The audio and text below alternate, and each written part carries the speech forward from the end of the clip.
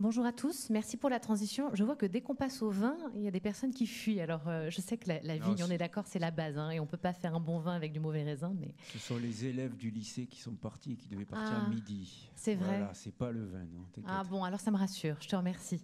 Donc, sur ces bases, on peut commencer. Donc, effectivement, on va se pencher plutôt côté mou et fermentation du vin. Avec l'azote, justement, on a vu un petit peu l'azote assimilable, qu'est-ce qu'il en est, comment est-ce qu'on peut l'ajuster pour atteindre un profil organoleptique donné. Donc il y a certains éléments que vous avez déjà vus que je vais reprendre ici un peu plus rapidement. Donc effectivement l'azote total, on l'a vu, ça peut être variable, hein, c'est estimé de 0,1 à 1 gramme par litre. Donc c'est une proportion qui est assez variable et répartie du plus petit composé au plus grand de l'azote ammoniacal qui peut aller jusqu'à 10% de l'azote total, l'azote aminé, donc ce sont les acides aminés qui peuvent être entre 20 et 30%, peptides et protéines. On parle de mou, de fermentation, et les levures, notamment Saccharomyces cerevisiae, ont besoin de l'azote pour se multiplier et également produire des arômes, ce qui est plus un intérêt pour le vigneron que pour la levure. Quoi qu'il en soit, c'est un élément qui s'appelle l'azote assimilable, que vous avez entendu plusieurs fois ici, qui comprend, lorsqu'il est mesuré, l'azote ammoniacal et l'azote aminé. Ça comprend les acides aminés, excepté la proline. Donc ça comprend vraiment l'azote assimilable par la levure pour réaliser la fermentation. Ce qui n'est pas pris en compte, c'est ce qui a été évoqué un petit peu par Jean Roch, c'est notamment ces petits peptides. Donc il y en a quelques-uns qui peuvent être extrêmement intéressants pour la fermentation. Ça a été extrêmement bien présenté précédemment. En fait, ça reste un indicateur qu'on peut mesurer. Hein. Merci Guillaume pour la présentation des différents appareils. C'est clé parce qu'il y a une énorme variabilité d'une parcelle à l'autre, d'un mois à l'autre. Ça a été très, très bien présenté précédemment, je ne vais pas y revenir. La proportion, alors si on peut aller dans le détail de la proportion du mou, au-delà de l'azote assimilable, la proportion partie ammoniacale, partie assominée est un indicateur intéressant. Alors c'est marrant, je n'avais pas exactement, c'est vrai que les ratios en général, on dit 20-80% ou un tiers d'azote ammoniacal versus 2 tiers d'azote aminé. C'est très variable aussi. Hein. Ce millésime a été un peu déstabilisant là-dessus. Enfin, je ne sais pas si Guillaume a pu le constater. Nous, on avait des retours avec l'azote ammoniacal, notamment, qui était en proportion plus élevée dans certains cas. Donc, ce sont vraiment des critères de choix pour piloter ensuite votre décision en cave. Le changement climatique et les variétés résistantes aussi ont un impact sur ces ratios qui est relativement important. La source d'azote, donc on reviendra un peu sur ces chiffres et la quantité à ajouter, mais déjà le vigneron, qu'est-ce qu'il a à disposition ? Il a différentes possibilités. Ça peut être soit un nutriment dit organique, donc nous dans notre jargon, c'est un petit peu moins variable qu'à la vigne. Hein. À la vigne, donc les sources d'azote organique peuvent être différentes. Dans le vin, ce sont des dérivés de levure, principalement des autolysats de levure. Donc une seule source, mais il peut y avoir une grande variété en termes de diversité des acides aminés, de contenu en vitamines, minéraux. Donc au sein même de ces nutriments organiques, il y a quand même une variabilité. De l'autre côté, tout ce qui est nutriments inorganiques, donc les sels d'ammonium, le phosphate diammonique. Et au milieu, il y a tout ce qu'on appelle en notre jargon les nutriments complexes. Comme son nom l'indique, c'est complexe. En fait, la formulation contient une part d'autolysat de levure, une part d'azote ammoniacal, potentiellement la thiamine ou non, mais ces proportions peuvent varier d'un fournisseur à l'autre. Donc ça peut être assez variable. La source d'azote a vraiment un impact clé, notamment sur l'impact organoleptique. Alors déjà, la levure, en fait, quand il y a beaucoup d'azote, elle va être, on va faire un peu d'anthropomorphisme, elle va être contente, elle va se dire c'est parfait, j'ai tout ce qu'il faut pour me développer, croître, etc. Or, en fait, s'il y a des carences, comme ça a été très bien montré par Jean Roch précédemment, eh bien, elle ne va pas forcément déclencher des signaux de stress et avoir une capacité à s'adapter, ce qui peut entraîner des situations d'arrêt de FA. Sur multiplication levurienne, donc on en a parlé, je ne sais pas si vous êtes plutôt sucré ou salé, mais si on a bonbons, chips, charcuterie, la levure, elle, c'est l'azote ammoniacal, elle adore. Elle va en manger très rapidement en très peu de temps. Donc on a très vite une très grande population de levure dans le mou, ce qui peut avoir un effet négatif sur les frigories, génération de chaleur peut-être trop élevée, mais également sur la production de composés soufrés, parce que c'est illustré ici sur les travaux de Ginarek, mais en fait, elle va consommer très vite. Donc très vite, on se retrouve avec une grosse population de levure, à nouveau en situation de carence. Et qu'est-ce qui se passe ? Ces acides aminés, notamment soufrés, sont consommés avec un relargage de composés soufrés. Vous l'avez sans doute vu en cave. Hein. Vous dégustez, en cours de FA, vous vous rendez compte qu'il y a la réduction, on va ajuster la nutrition. Si on rajoute de nouveau de l'azote ammoniacal en excès, eh bien c'est le cercle vicieux et on va avoir de nouveau cette consommation très rapide et production de composés soufrés. Et enfin, ça a un impact, cet excès d'azote ammoniacal peut avoir un impact sur l'entrée de composés, sur les composés d'intérêt d'un point de vue organoleptique, à savoir l'entrée, il y a une répression catabolique qui se fait sur l'entrée des précurseurs de thiol dans la cellule de levure. Donc vous le voyez ici, ce sont les travaux de Maëva Subillon et de Jean-Michel Salmon, illustrés avec le petit diagramme sur un sauvignon où en bleu on a un témoin sans ajout versus de l'ammonium, où on voit que dans les vins finis, la teneur en thiol, 3MH et A3MH est moindre avec un ajout de DAP à cause de ce système de répression catabolique. À l'inverse, donc ça a été illustré aussi par Jean Roch, donc je vais pas m'attarder, mais c'était juste pour illustrer avec AWRI, Institut de recherche australien, donc qui a travaillé sur un même mou. Donc à gauche et à droite, vous avez la barre verte où il s'agit du mou où on n'a rien ajouté. C'est bien votre gauche. Sur votre gauche, on a rajouté de l'ammonium sous deux quantités d'azote différentes, exactement la même quantité d'azote à droite, mais sous forme d'acide aminé cette fois. Et qu'est-ce qui a été constaté? C'est que quand c'était la forme ammonium qui avait été apportée, il y avait un effet négatif en termes d'impact organoleptique, avec acide acétique, vernis à ongles dissolvant, alors qu'on avait une augmentation du pool fruité, ester, tropical, floral, etc., avec les acides aminés. Alors l'azote, c'est le cœur de la journée. On a vu que c'était effectivement pas le seul élément, c'était pas le seul impact clé. Alors c'est pas toujours vrai sur la cinétique, mais là c'est juste pour vous illustrer et vous montrer un petit peu un témoin sans ajout sur un mou versus en vert un autolysat de levure. Et en orange, c'est exactement les mêmes acides aminés qu'il y a dans l'autolysat de levure. Vous pouvez dire, et tous ont été apportés au même moment, enfin les deux, fermano. Vous pouvez dire c'est exactement la même chose, et bien non, on voit que ne serait-ce qu'en durée de fermentation, on a un gain en termes de durée de fermentation avec l'autolysat de levure. Pourquoi? Alors, ce n'est pas systématiquement vrai, mais c'est juste pour illustrer le fait qu'au-delà des acides aminés, on a évidemment tout ce qui est vitamines, minéraux, etc., qui sont absolument clés pour plein de choses, pour la viabilité, pour la performance de la levure, ses activités enzymatiques, etc. Donc, je n'aborderai pas le thème des minéraux aujourd'hui, mais on l'a vu un petit peu à la vigne, mais bon, pour en citer qu'un, le magnésium a un rôle absolument clé dans la résistance à l'alcool des levures. Les vitamines, moi aussi j'ai un petit schéma complexe, mais bon, un petit peu moins quand même, hein, finalement. Il paraît facile par rapport à certains précédemment. C'était juste pour vous montrer, donc vous avez en différentes levures, une souche de levure, mais différentes vitamines. En bleu, thiamine, en vert, pantothénate et en bleu, biotine. C'est juste pour illustrer qu'elles sont vraiment au cœur du métabolisme de la levure. Elles assurent une fonction vitale en termes de croissance et de survie. Et elles peuvent être absolument clés pour la contribution au profil organoleptique. Donc concrètement, en pratique, comment ça marche? On essaye de faire ce qu'on peut avec les moyens qu'on a. Évaluer son environnement, ça reste le premier point, avec l'azote assimilable.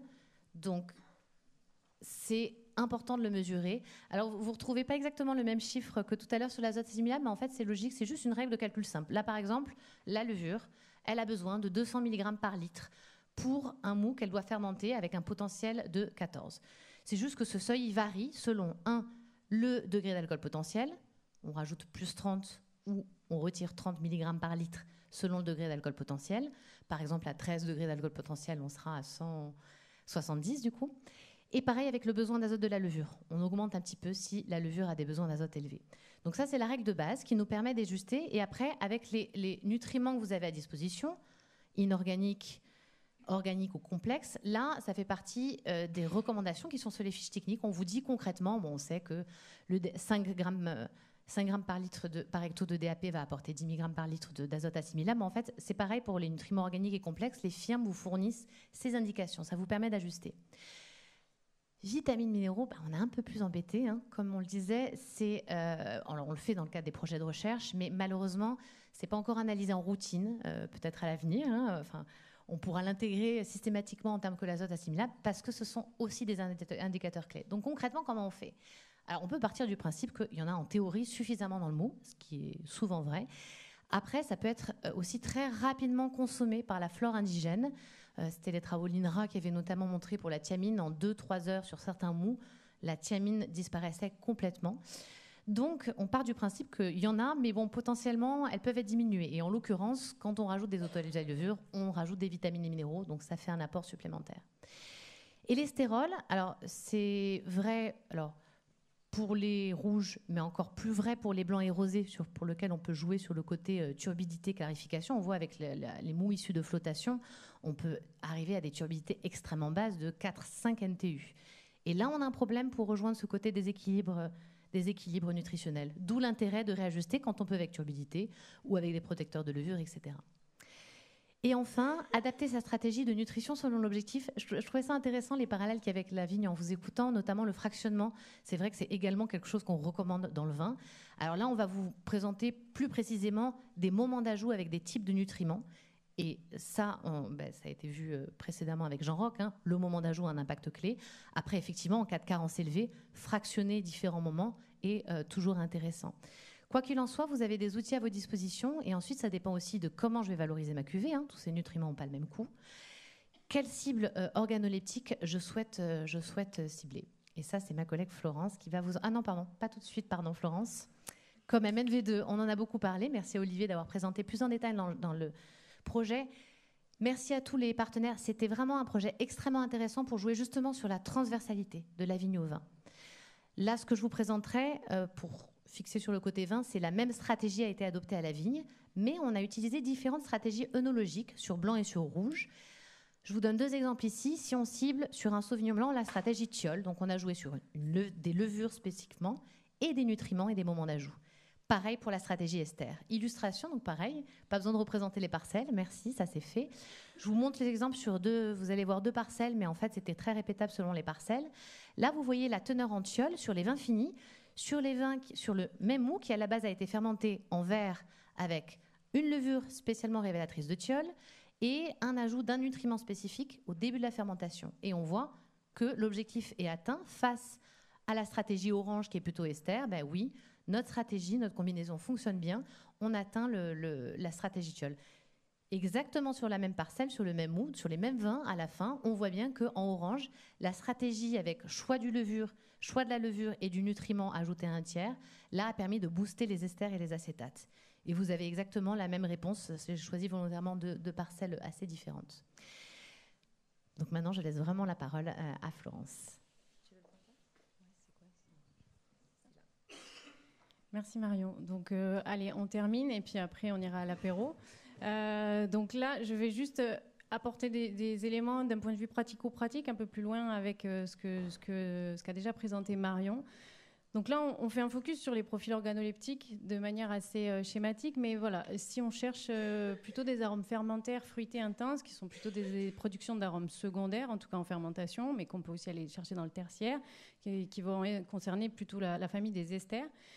Donc là, nous, on a, bien sûr, la nutrition, c'est important, mais il faut une levure qui ait cette haute capacité de production, justement, d'ester, avec cette haute capacité d'activité enzymatique. Et à quel point intéressant, donc comme l'ont dit Jean Roch et Marion, à la fin du premier tiers de l'AFA, lorsque la levure a déjà atteint son pic de croissance, elle est au summum de son métabolisme et elle peut faire vraiment la pleine combinaison à partir des petits peptides, notamment présents dans les mous, pour aller produire ces esters. Ici, un exemple donc, de certaines de ces levures. Donc, je cite quelques noms, mais comme il s'est évoqué, Affinity ECA5, l'Alvin 71B, le Vulin Arpège, etc., suivant les distributeurs. Et suivant les gammes, puisque chaque souche a ses spécificités. Ici, vous avez représenté un peu pareil que tous les graphiques qu'on a vus depuis le départ. Hein, c'est le même principe. 0, c'est le témoin. Et vous avez la concentration en ester, variation de concentration en ester dans les cépages que vous voyez en abscisse, suivant donc les vinifications.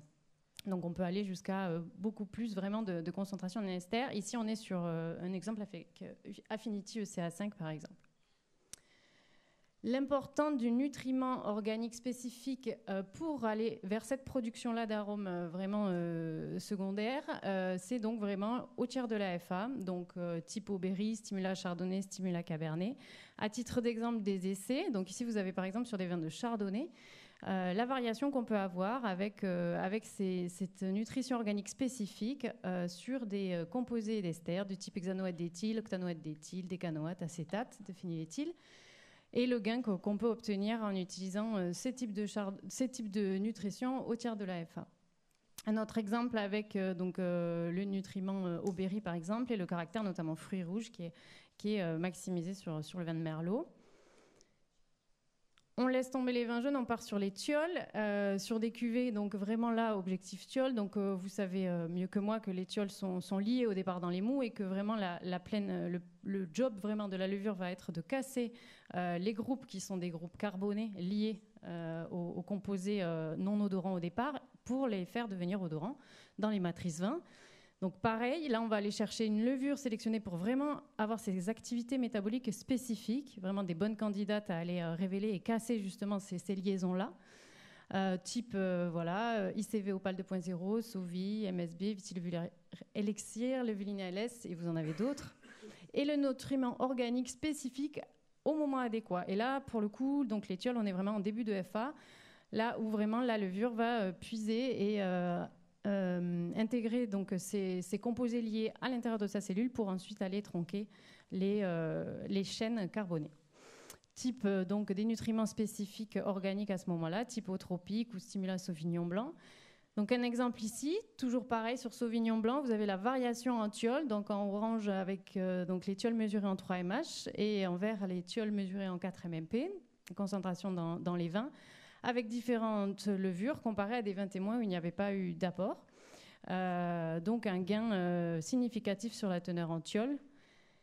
Pareil ici, avec donc un autre produit essayé sur des essais sur Syrah rosé, avec notamment des caractéristiques organoleptiques davantage ressenties dans les vins, qui sont donc bien sûr notation des thioles dans les vins, comme les agrumes, les fruits exotiques, le cassis. On reste sur les thioles, mais pour terminer, on part un petit peu dans les vins rouges. Alors les thioles, ils sont bien documentés dans les vins blancs et rosés. Ceci dit, il en existe dans les vins rouges. Ça fait quelques années maintenant que la bibliographie, que les équipes de recherche travaillent sur ce thème, parce qu'il y a plein de choses à aller creuser. On est sur des nouvelles explorations. Enfin, ça date déjà les premières publications, mais il y a un gros potentiel. Donc sur quel cépage, où est-ce qu'on peut aller chercher des thioles dans les vins rouges ? Il faut savoir déjà que la majorité des cépages rouges contiennent des thioles. Bien sûr, c'est terroir dépendant. Mais vous avez le Grenache, la Syrah, le Merlot, Cabernet Sauvignon, Pinot Noir. Vous en avez aussi dans le Carménère. Suivant les bibliographies, on en retrouve également. Même Cabernet Franc. Sur quelle contribution aromatique on va pouvoir vraiment jouer avec la révélation des thioles dans des vins rouges ? Donc, la bibliographie continue, enfin les équipes de recherche continuent à travailler sur ce sujet parce que c'est assez complexe. Mais ce qui ressort, c'est souvent des notes liées au cassis, aux petits fruits rouges, petits fruits noirs, confiture de baies, mais aussi sur ce côté épices et aromates fraîches. Sur certaines syrahs, on peut aller jusqu'à mentholé, et qui amène finalement un petit peu de fraîcheur dans les vins et du fruité. Et également, avec l'équipe de recherche de Vicente Ferreira en Espagne, le travail autour du fait que la présence de ces composés dans les vins rouges apporte davantage d'intensité organoleptique et de complexité organoleptique. Donc il y a une espèce d'action vecteur fruité. Donc pour cela, vous savez que l'allemand est producteur de levure, donc il fallait aller chercher une bonne candidate pour aller rompre ces thioles dans les vins rouges. Et pour cela, on a identifié donc un gène principal de l'activité enzymatique pour aller rompre les liens entre donc, les thioles 3-MH et 4-MMP. C'est le gène IRC7. Sauf que IRC7, ce gène, pour qu'il puisse coder pleinement l'enzyme bêta-lyase, il faut qu'il ait une forme réellement complète au point de vue génétique. Alors, je vous passe les détails de la recherche parce que c'est long, mais il faut qu'il y ait une longue version et que cette version ne mute pas lorsque la multiplication de la cellule de levure va se faire lors des fermentations. Donc la société est allée chercher dans sa souchothèque, la bibliothèque des souches de l'allemand, pour voir si on avait une candidate qui pouvait potentiellement répondre à cet objectif-là. Eh bien, il n'y en avait pas réellement. Il y en avait une qui correspondait, en tout cas, qui avait la version du gène non mutée, mais par contre, elle était longue et elle était courte. Donc on n'avait pas pleinement encore ce potentiel. Pardon. Moi aussi, je suis en hypo, je pense. Par une méthode de division cellulaire à partir d'une cellule mère. Ils ont récolté des cellules filles jusqu'à l'obtention finalement du profil génétique qui les intéressait, avec cette plein potentiel génétique.